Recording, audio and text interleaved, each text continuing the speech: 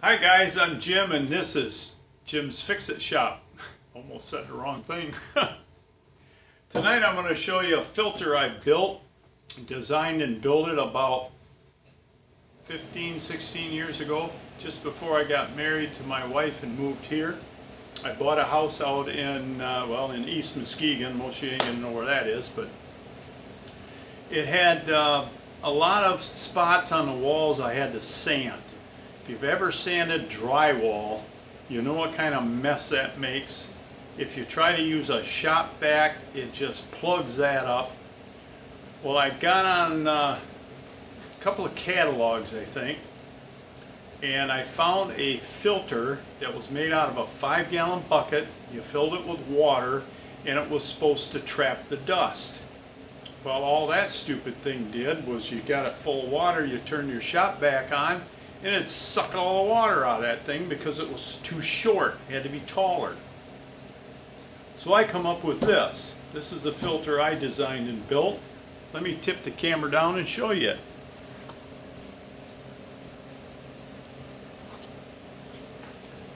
Now I made this out of a brine tank for a water softener. I had great water at that house. I don't know why they had a water softener there. But I tore it out. I wanted more room in the basement for my shop, naturally. So I got rid of this thing. I threw it out in the garage. Well, then I started working on the house and the walls and the ceilings, and I had to have some way to trap the dust. So I built this. You fill it full of water. I put an adapter in the cover to hook the shop vac to, and this pipe goes into the bottom.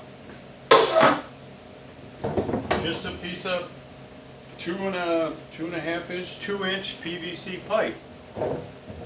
Well, it didn't work. It still plugged the filter up on the vacuum. And I'm stumped. I don't know what the problem is. So I made a piece of plexiglass to go over the top of this, hooked the hose in it, and started it up.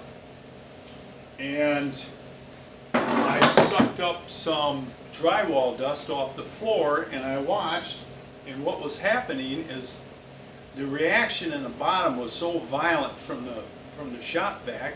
It had huge bubbles that would come to the top and pop open, and all the dust would come out. Nothing was getting stuck in the water.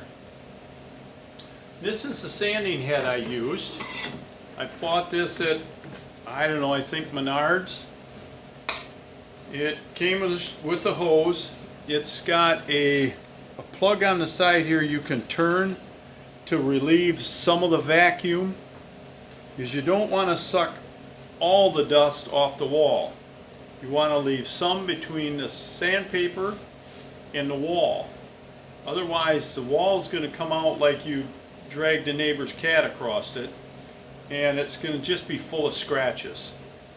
That extra dust that you leave in there helps lubricate, I guess, for a lack of a better term, between this screen and the wall, and it gives you a much smoother finish. But to try to figure out this problem, I had to get rid of them big bubbles. So I made this.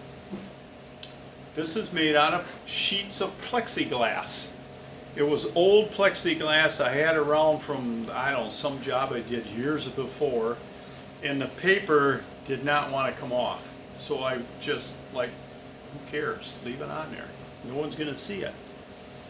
The legs are made out of 1/2 inch PVC, got a cap on both ends. I put couplings on both sides of the plastic to hold it from sliding around. I got a coupling and a cap on the top. Put this pipe up through the center. You put the whole thing down in the tank. Put the pipe back together. That's an adapter for this shop vac hose to hook onto. Fill it full of water just above the top piece of plastic. It works perfect. I sanded for days. I never changed the filter in that shop vac. I have to admit, after a while, this thing gets pretty heavy to empty it, because you'll end up with 6 to 8 inches of mud in the bottom of this thing. The top of each piece of plastic will have mud on top of it. I had to skim coat all the walls in the house because they had paneling glued to the wall. And of course, when you rip the paneling down, it takes the paper off the sheetrock. So it all had to be skim coated and sanded. I did the whole thing. I never taped off a room. A lot of people tape off the doorway with plastic. I didn't have to. I had no dust floating in the air. The ceilings were this popcorn finish.